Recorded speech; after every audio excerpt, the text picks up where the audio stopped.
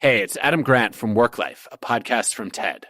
This episode is brought to you by Freshworks. Freshworks believes that complexity is the enemy of efficiency.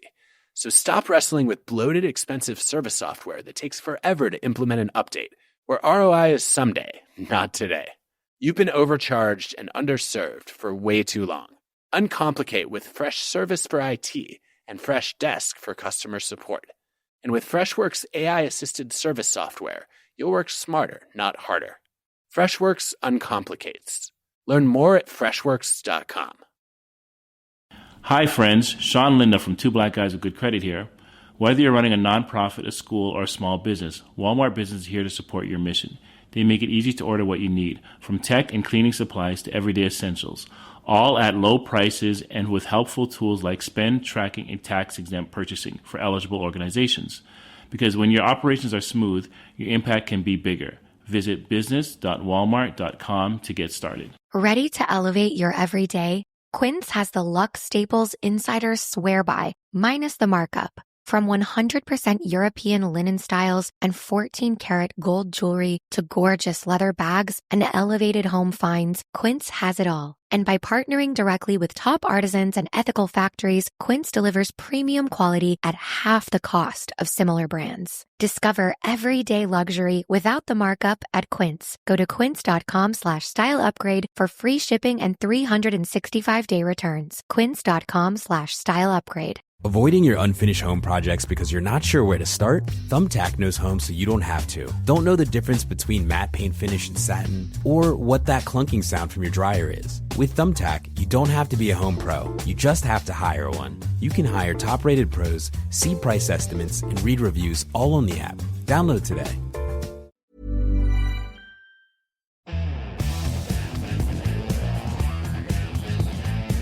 This is the Daily Tech News for Wednesday, July 30th, 2025. We tell you what you need to know, follow up on the context of those stories, and help each other understand. Today, Andy Beach tells us how TV is using AI to change the tech they use to broadcast and why everyone says they hate AI but use it in record numbers. I'm Tom Merritt. I'm Jenn Cutter. Let's start with what you need to know with the big story. Many of you say you're tired of hearing about AI, and you still insist that it's overblown, and some of you even say it's just a fad. But the big players in AI keep adding features to their products. OpenAI launched a study mode for ChatGPT. Students can use it if they want to brush up on topics without just getting told the answer. Nice little feature. Google has added new features to AI mode in search. Soon you can upload images and PDF files on the web with more file types on the way. It's also getting the Gemini app's Canvas feature for organizing info over multiple sessions for things like study sessions or the tired old example of trip planning.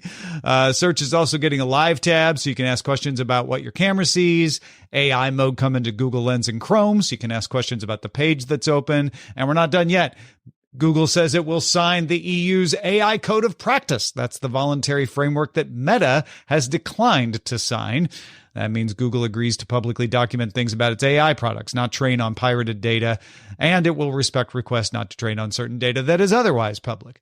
All of this is set against the backdrop of massive user adoption. Sensor Tower says folks downloaded generative AI apps 1.7 billion times in the first half of 2025, compared to 1 billion in the second half of 2024, and revenue on the apps doubled in that period from $932 million to $1.87 billion. Asia is leading the way. Fastest adoption, biggest market share. That's thanks not only to China, which you might have guessed, but also India. So combined, Asia has an 80% download growth rate, according to Sensor Tower. Europe is next. Yes, Europe is next, growing 51%. North America is 39%. However, North America has the highest market share for revenue at 40%. And on in-app purchases, Latin America is the fastest growing region. Now, you might have guessed ChatGPT leads in downloads everywhere except China, and people spend the most time with ChatGPT. Users average more than 12 days per month in the app. That's across all users, by the way. ChatGPT is followed by Character AI and Polybuzz. Those are two, like, let me just chat with a friend kind of apps. And then DeepSeek and Perplexity in that order on time spent using. People use ChatGPT as much as X, as much as Reddit. Only Google has more average days per month when it comes to mobile apps anyway. And usage is rising. App types are expanding. If you add AI or LLM to a product, or even just the name of your product, it boosts your downloads. So Jen, obviously, this is just a bunch of people being duped, right? Like nobody likes AI.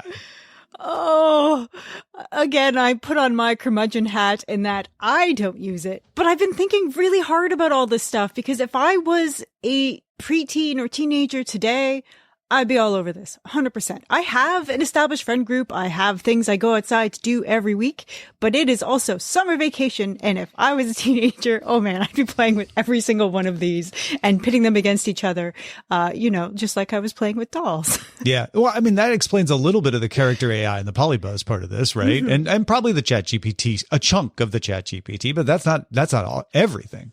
No, my parents have sent me some very bizarre things where I had to ask, hey, so where did you look this up? So I know that my dad has it on his phone now. But I guess to my dad's credit, I'll say he's been trying to use less Twitter, X. He's not great at Reddit. But he does like old school forums. And since those don't exist anymore, he's been going to ChatGPT to see what like the internet consensus is because he knows that it pulls from there. Yeah. It's clearly, I think where the discussion is headed, if it's not there already, with AI is not, is it a fad? It's not, will it catch on? It's, what is it good for and what isn't it? Because it is good for some things, but it's not good for everything. And we're now starting to kind of peer through the haze and say like, actually, it's not bad at that. It's horrible at that. And the models keep adding functions. They keep adding things. So you might say like, well, for studying, it's kind of helpful. And then you see Google and OpenAI both add tools that are tuned for educational uses where you're like, oh, that's actually more useful because it's not just wide open. It's narrowed and it's made for a purpose. Those are the things I've been waiting to see myself is more of these made for purposes apps and features. Yeah. There's been yet another judge caught using AI poorly, which you think their clerks would have caught. So they're going to get in trouble for that. There's a continued parade of lawyers submitting briefs with hallucinated citing, also a problem. You would think that these stories have gone far enough that people in those kinds of you really have to be right all of the time professions do at least double check some work. But I honestly, I think they do. I mean, we are hearing about the unusual cases where they don't because they are horrible, because they are catastrophic, right? To that. Mm-hmm. But we are not hearing about the millions and millions of cases where they were used and it made things more efficient and it made things proper because it's not an interesting story. Nobody's going to report on that story. So I think those stories of improper use are important because it shows like, hey, you can't just use the tool and pass it along, right? It is not there yet, if it will ever be there. But I think they are useful. And I think people are starting because they see these stories to figure out like, okay, there is a responsible way to use these and you have to use them responsibly. Yeah, we're looking at the broadest of apps here. We will do basically everything apps. When the more specialized apps become more entrenched in the specific professions they are used for, I think then you'll really see some accelerations in possibly productivity and clarity of text for everyone. Because as we know today, not everyone is at the same reading comprehension level, and ChatGPT is good at simplifying things down to specific grade levels. Yeah, and it's important for us to all understand that we're not the exception to the rule, right? Yes, we should be like Jen, help your relatives, help your friends understand, but also remember, like you've got biases as well. You've got things that you're going to be looking at and want to believe, or want to use or want to not check because it's a little faster. And so we have to keep that in mind. And people are not going to stop using these things. If you're hoping like we can put a stop to it, I don't think that's going to happen. The barn is way back there and the horses are way in front of us. So then it becomes important to put the pressure on how do we responsibly provide the power for these things? Use solar panels, use wind, use renewable energy sources to power them. Because I look at these numbers and I'm like, yeah, a campaign to get people to stop using them, not going to happen. Yeah, the numbers are unreal. I helped someone set up a computer this weekend, and boy, there was a lot of Copilot in there. Google was very excited to say, hey, you should use this. We'll give it to you for free for X amount of time. And because my friend works in an industry that involves security, I had to spend my weekend removing all of it. Yeah. So they do need to catch up to that. And I do wish, and this one isn't specifically an AI problem, but like more programs need to let you just say no, not say later. Yeah. No, that's all right. Like we need to work on the constraints and the borders, so to speak, is good. I think a good way of putting that. Mm-hmm. So DTNS is made possible by you, the listener, thanks to Johnny Hernandez, High Tech Okie, Chris Zaragoza, and our new patrons, Horror Video, Eric, and Seven Eohek, which please write us in and tell us how you would like us to say your name. We love having you as a patron, and we would love even more to make sure we can say that username properly. We want to get things right. Yeah, exactly. Thanks again. Picture this. You're in the garage, hands covered in grease, just finished up tuning your engine with a part you found on eBay, and you realize, you know what? I could also use new brakes. So where do you go next? Back to eBay. You can find anything there. It's unreal. Wipers, headlights, even cold air intakes. It's all there. And you've got eBay Guaranteed Fit. You order a part, and if it doesn't fit, send it back. Simple as that. Look, DIY fixes can be major.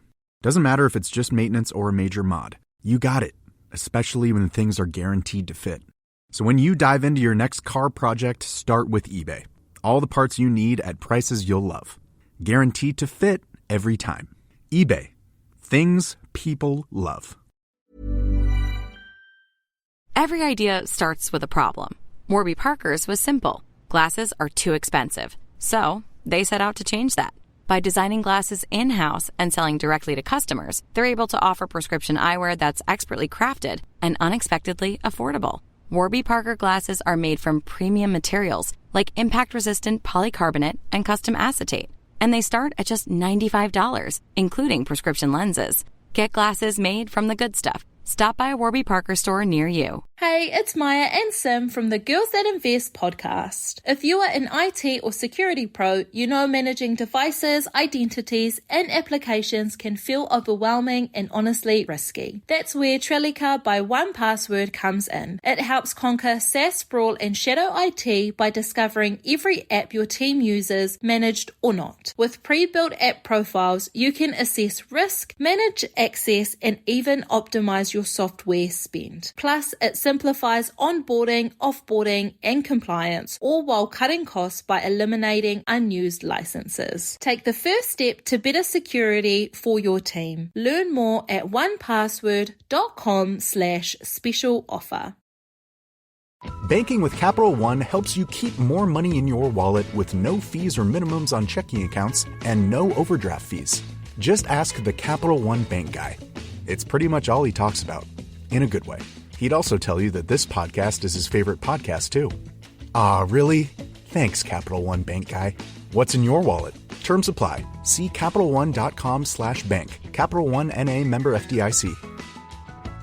Ready to elevate your everyday? Quince has the luxe staples insiders swear by, minus the markup. From 100% European linen styles and 14-karat gold jewelry to gorgeous leather bags and elevated home finds, Quince has it all. And by partnering directly with top artisans and ethical factories, Quince delivers premium quality at half the cost of similar brands. Discover everyday luxury without the markup at Quince. Go to quince.com/style upgrade for free shipping and 365-day returns. Quince.com/style upgrade. There's more we need to know today. Let's get to the briefs. Adobe has released versions of Premiere Pro, After Effects, Audition, and Media Encoder for Windows on ARM. All 4 are available in public beta, but are not yet feature complete and have some known issues. For example, Premiere Pro for ARM64 doesn't yet support third-party extensions, raw video files, or export of H.264 and HEVC in MP4. There are similar format support issues and a lack of extension support on After Effects, Audition, and Media Encoder. Adobe says these missing features will arrive before the final release. In the meantime, you can try these out on your Snapdragon-powered Copilot Plus PCs. You can use the emulated versions of the x86 apps, but they run into performance issues faster. Yeah, so this is a step in the right direction, right? Like if you want to see how these work, you're not going to be able to export everything. Like not all the JPEGs are there in After Effects, not all the exports are there in Audition, but they will come. And this is a chance for you to see how much faster these programs work when you're not emulating them. So, you know, if you're using these, this is a good thing to download and try. A couple of pieces of Google security news here. Google now offers new ways to combat cookie theft for Google Workspace users.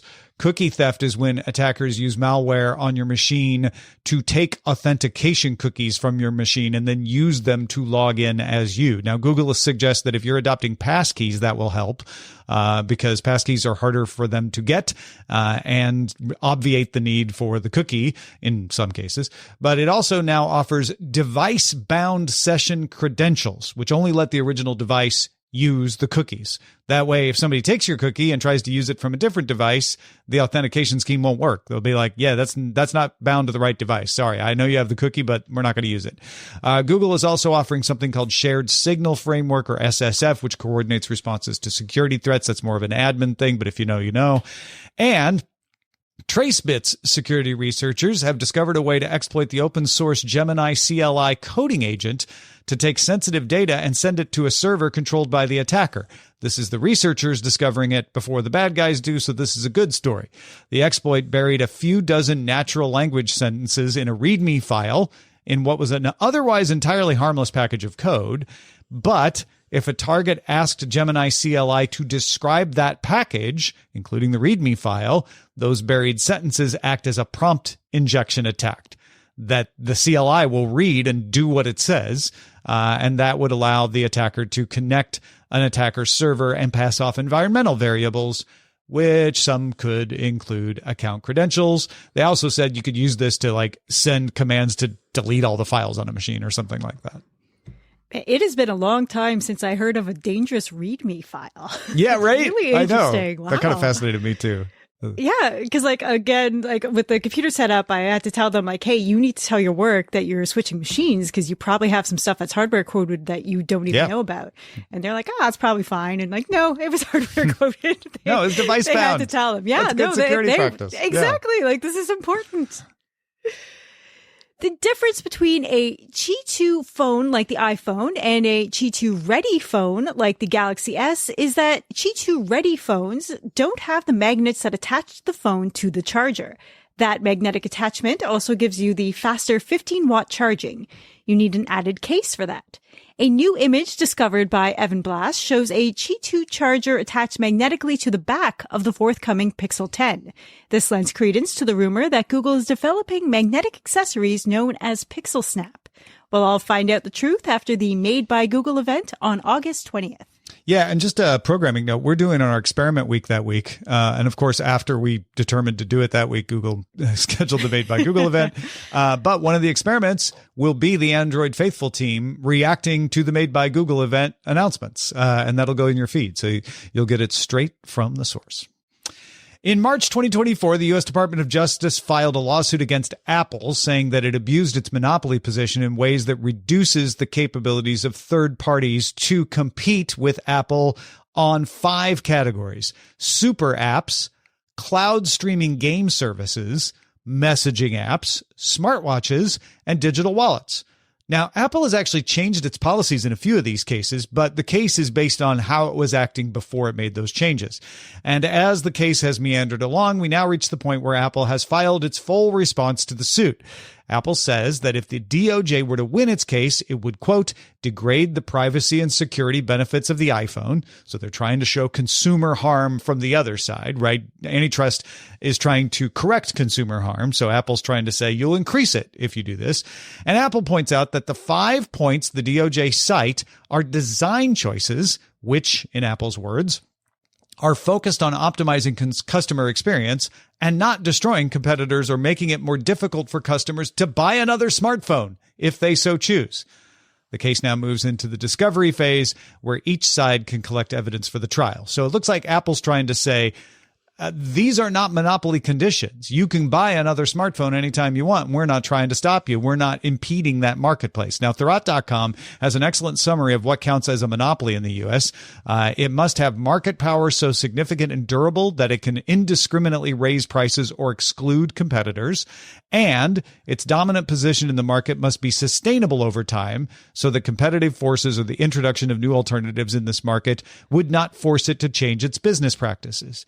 Apple's saying the market is for the phone, and we don't count as a monopoly. We can't indiscriminately raise prices because there is competition. You can go buy a Pixel, you can go buy a Galaxy, and we have not been able to reduce them from offering alternatives. There's all kinds of new phones on the market all the time.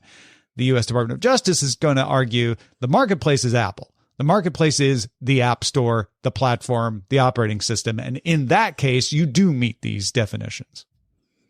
My mom wanted to change from Android to iPhone just for the messaging emojis to work correctly. Yeah. About a year ago. She's fine with it now, but she was really annoyed by that. I had assumed that was just like, oh, it was people overreacting online. But then, my mom's like, Jen, what do I do about this? And I was like, you have exactly one option, and it's switching a phone. Back at the time. Now, like I said, it's fine. They've sorted that one out. Yeah. No, it's stuff like that the DOJ is going to point to for sure. There are little bits of YouTube news to mention today. YouTube began rolling out age estimation tech in the U.S. to identify teen users. The system uses a variety of signals, like activity and length of the account, among others beyond just the birth date, to determine if it thinks you are younger than 18. If so, it will disable personalized advertising, limit repeat viewing of some content, and add screen time and bedtime reminders. If you are incorrectly identified, you may choose to verify your age with a credit card, government ID, or selfie. Speaking of age restrictions, Australia says it will not exempt YouTube from its prohibition against social media sites working for those younger than 16. Details on the law were presented to Parliament on Wednesday. YouTube also changed its rules on profanity. Previously, videos where someone swore in the first 8 to 15 seconds were limited for ad revenue, which was always a very interesting number choice. Now, that will only happen if profanity is used in the thumbnail or title. And finally, Android authorities Vishal Raman reports that the Jump Ahead perk for premium subscribers that uses machine learning to determine the most interesting part of a video is now available on the NVIDIA Shield version of the app. YouTube support pages indicate that it will come to more TV platforms as well. Yeah. Speaking of trends that are unavoidable, the trend of apps being pressured to check for your age is now unavoidable, even when there's not a law about it. Yeah, it's frustrating. I did enjoy the Death Stranding 2 hack workaround that went through. Yeah. I'm very glad that got good mention. Yeah, they'll fix that one pretty shortly in the UK. But yeah, it is interesting to see. And I guess it only worked with 2 of the 3 providers, so one of them already was resistant to it. Yeah, we're going to hear a lot more about VPNs in the very near future. Oh yeah, absolutely. A few cryptocurrency news bits for you as more banks start reacting to the signing of the Genius Act in the U.S. That's the one that clarifies the regulation of stablecoins. J.P. Morgan Chase has signed a deal with Coinbase that will let customers link your bank account directly to your cryptocurrency wallet. You can link your bank account right now, but it takes 3 days to do the transfers. Directly means you can do them faster. RD Technologies announced it will take part in a stablecoin licensing regime launched by Hong Kong's central bank. That'll start on August 1st. And the U.S. Securities and Exchange Commission has approved the ability for investors in exchange-traded funds for cryptocurrencies to allow investors to change their shares in the ETF into the underlying cryptocurrency. Before, the currency had to be exchanged into dollars, and then the dollars were provided. So now you can just convert them into Bitcoin or Ethereum or whatever the ETF is about. A reminder that Microsoft Authenticator will stop working on August 1st, and Microsoft will delete all the stored passwords in it as a security measure. If you don't want to lose them, you'll need to install Microsoft Edge and log into your Microsoft account to sync them to the Edge browser's password manager. Security company Palo Alto Networks has agreed to buy CyberArk software. CyberArk makes a suite of identity security tools that can manage organizational access rights, something Palo Alto Networks did not yet offer, and something really hot right now with AI involved in the mix for authentication. This will make Palo Alto Networks more competitive with Okta, Microsoft, Zscaler, and others. Opera has filed an antitrust complaint against Microsoft in Brazil. Opera alleges that deals to make Microsoft Edge the only browser on Windows installs create an unfair competitive environment, which, boy, Tom, that sounds a little familiar. Yeah, we're getting a lot of those. And also this, if you put Internet Explorer, I would have thought was an old story. So, yeah.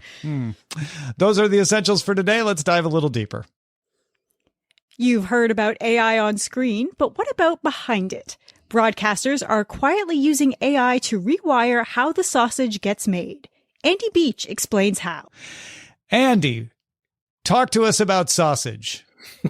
Hi, Tom. How you doing? It's good to see you. Thanks for coming back. So this is an interesting story that you're talking about some unusual suspects and how they are using some of these AI tools. Yeah, absolutely. So this story was really all about AI and broadcasting, which is an area that gets a lot less coverage. And in part, it's because that is not typically where people think of the innovations right now. The innovations are coming at the model level, or maybe in the way studios are creating content or advertisers are creating content. But really, broadcast at this point is sort of considered a legacy thing. It's not really an area that's considered by many to be innovation. If anything, it's the area they're just trying to take cost out of constantly. Yeah. And so this was an opportunity really for several companies from the industry. Gray Meta got called out. Tag Video Systems also got called out to work with broadcasters. PBS in this instance was one of them.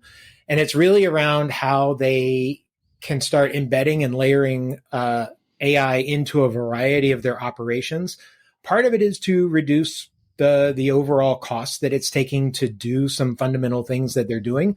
But a big part of it was also around how they go leverage their archive. The one thing a broadcaster often has is a rich legacy library of information. Think about like if you're a news station, you've got daily reports that go back sometimes, decades.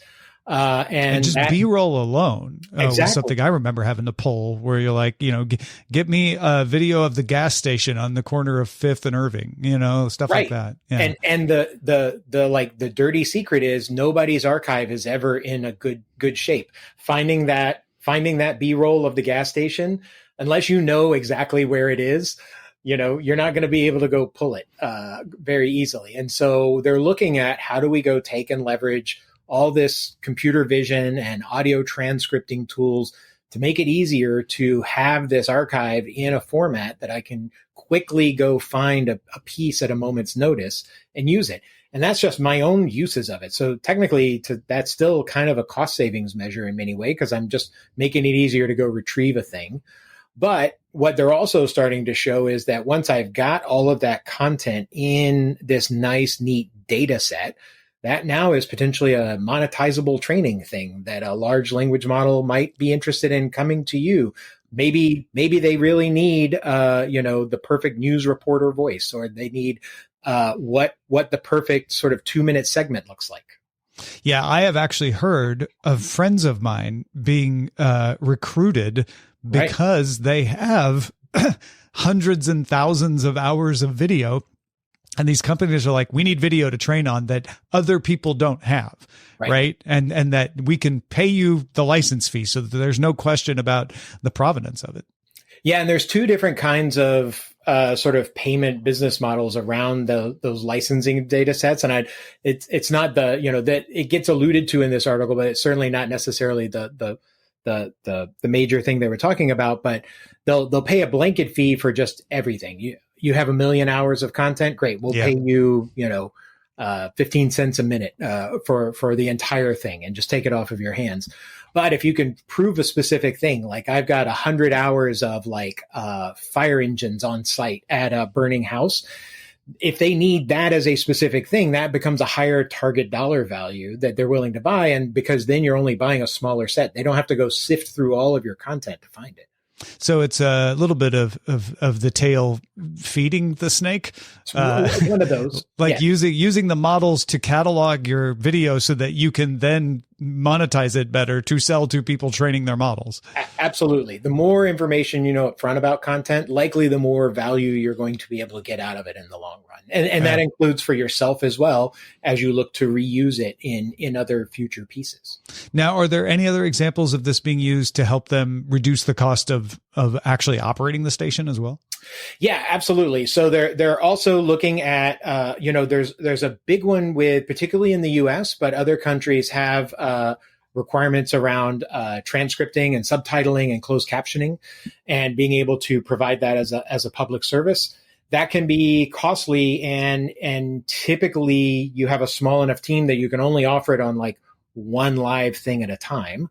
But if you can put in an automated service that does auto transcription in real time, then you can have multiple things. So you might have, it's very common, particularly for broadcasters, to have a primary channel, but many also have secondary digital channels, or things that they put out purely online, and being able to offer the same quality output of that, meaning, closed captions, maybe closed captions in multiple languages, are immediately something that lowers the time to market with the content and the cost barrier for what you're doing with it. Yeah. And what about the infrastructure, just the broadcast operations itself? I mean, that is very old fashioned, but is there anything that they can do there? Yeah. The real-time signal monitoring and looking for some sort of anomalies in it, particularly when it's content that has advertising against it.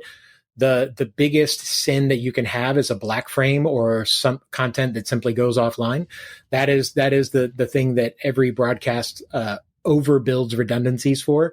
So being able to have real-time monitoring systems that are looking for potential impacts or potential anomalies to keep you online, or to switch you over faster, because there's always typically a secondary broadcast feed that's running, so that if you lose one or performance is degraded on one, you cut to the other. And a human can only operate so fast to make that switch. If a computer can do that much faster. Well, Andy, thank you so much for helping us wrap our heads around this. As always, if folks want to find more of your explanations of these kinds of things, where should they go? I'm writing about all of the media and AI technology that I can find out there on Substack, and that's enginesofchange.ai. Fantastic. Thanks, Andy. Thanks, Tom. We both came from TV, so obviously I don't want to speak for you, but I love this inside baseball stuff. This is fascinating to me. I have friends in the what's left of the archive department at TVO and CBC, and I think they would be extremely interested in hearing about this stuff. I'm old enough that when they need older clips for there's been a lot of I don't want to call it nostalgia news, but showing older news bits to see how things have evolved over the years, where when I was a kid, I can remember that kind of thing was around this story. It was after this show. But if you're younger and don't have that history, you're going to need some help to find those clips. Yeah. And another source of money for local TV stations that are strapped, right? I thought that was interesting as well. Well, folks, we do live streams as well as this show. If you want to catch one of our live streams, just become a subscriber at youtube.com/Daily Tech News Show. It's time to come clean with yourself. Let's be completely honest. Are you happy with your job? Really happy? The unfortunate fact is that a huge number of people can't say yes to that. Far too many of us are stuck in a job we've outgrown, or one we never wanted in the first place. But still, we stick it out, and we give reasons like, what if the next move is even worse? I've already put years into this place. I can't afford to take a wrong step. And maybe the most common one, isn't everyone kind of miserable at work? But there's a difference between reasons for staying and excuses for not leaving. It's time to get unstuck. It's time for Strawberry.me. They match you with a certified career coach who helps you go from where you are to where you actually want to be. Your coach helps you get clear on your goals, create a plan, build your confidence, and keeps you accountable along the way. So don't leave your career to chance. Take action and own your future with a professional coach in your corner. Go to strawberry.me/career to claim a special offer. That's strawberry.me/career. What makes a great pair of glasses? At Warby Parker, it's all the invisible extras without the extra cost. Their designer quality frames start at $95, including prescription lenses, plus scratch-resistant, smudge-resistant, and anti-reflective coatings, and UV protection, and free adjustments for life. To find your next pair of glasses, sunglasses, or contact lenses, or to find the Warby Parker store nearest you, head over to warbyparker.com. That's warbyparker.com. We end every episode of DTNS with some shared wisdom. Today, Dan has a question I think a lot of people have. Yeah, good question, Dan. He says, one thing I keep thinking about passkeys is I believe if we keep them in an app like Bitwarden, then they're no longer as secure. Do I have that correct? But is using passkeys with something like Bitwarden still better than passwords? Just curious. Thank you, Dan. Absolutely yes to your last question. Using passkeys in Bitwarden instead of passwords in Bitwarden is more secure. And the reason I say that without hesitation is the passkey is stored in your instance of Bitwarden only. Whereas your password is stored on a server outside of your control at the company that's authenticating you. And if somebody hacks into their database, they get it, right? So they're less likely to go after every single user and get their passkeys than they are to go after a central server like that. And yes, technically storing anything in a password manager is less secure because if somebody gets into your password manager, then they get all of your passwords. And that's true of passkeys as well. But they also have to be able to authenticate on your device with them because passkeys usually are tied to biometric information. And a lot of times passkeys are device bound. So like we were talking about earlier. So they wouldn't be able to just take the passkey and put it on another device. So there's a lot of reasons why passkeys, even inside a password manager, are still infinitely more secure, but any password manager is going to have that weakness, right? That sort of like, oh, I'm putting everything in one basket. I really got to get with the future here. It's very handy information, Tom. Thank you. Yeah, sure. Anytime. So what are you thinking about out there? Do you have some insight into a story or another excellent question like Dan's? Please share it with us over at feedback@dailytechnewsshow.com. Big thanks to Andy Beach and to Dan for contributing to today's show. Thank you for being along for Daily Tech News Show. You can keep us in business by becoming a patron. Do that at patreon.com/DTNS. Talk to you soon.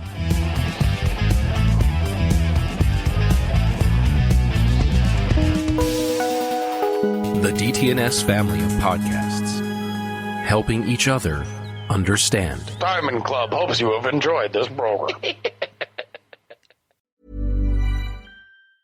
Hey, it's Maya and Sim from the Girls That Invest podcast. If you are an IT or security pro, you know managing devices, identities, and applications can feel overwhelming and honestly risky. That's where Trellica by 1Password comes in. It helps conquer SaaS sprawl and shadow IT by discovering every app your team uses, managed or not. With pre-built app profiles, you can assess risk, manage access, and even optimize your software spend. Plus, it simplifies onboarding, offboarding, and compliance, all while cutting costs by eliminating unused licenses. Take the first step to better security for your team. Learn more at onepassword.com/special offer. The snack wrap is back. This episode of Giggly Squad is brought to you by McDonald's, and I'm so excited to tell you that the snack wrap featuring juicy white meat chicken, shredded lettuce, melty cheese, creamy ranch, sorry I'm drooling on the microphone right now, all wrapped in a soft tortilla, is back on the menu. They have it in ranch or spicy, a spicy pepper sauce if you're feeling frisky. Try the snack wrap that broke the internet at a McDonald's near you.